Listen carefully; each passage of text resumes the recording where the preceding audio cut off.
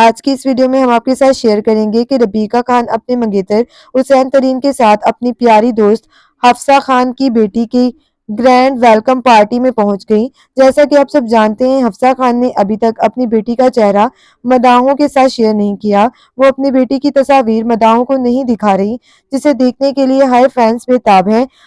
حفصہ خان نے پورے 2 مہینے بعد اپنی بیٹی کے لیے گرینڈ پارٹی کا انعقاد کیا، جس میں انہوں نے اپنی بیٹی کا نام بتایا۔ انہوں نے اپنی بیٹی کا نام ارہا رکھا۔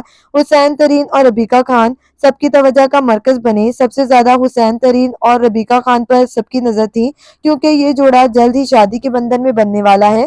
جیسا کہ آپ سب جانتے ہیں کہ حسین ترین اور ربیکہ خان ہمیشہ ایک ساتھ نظر آتے ہیں اور مداحوں کی تعریفیں بٹورتے ہیں۔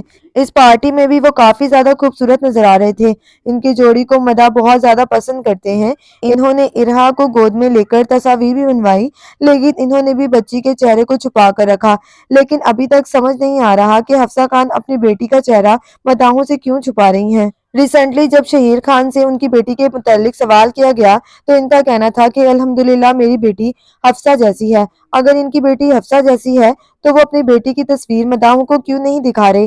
ان کا کہنا تھا کہ وہ جلد ہی اپنی بیٹی کی تصویر مداحوں کو دکھائیں گے۔ تو فرینڈز، آپ کو یہ ویڈیو کیسی لگی؟ آپ ہمیں کمنٹ سیکشن میں بتائیں کہ آپ کو حسین اور ربیکہ کی جوڑی کیسی لگتی ہے۔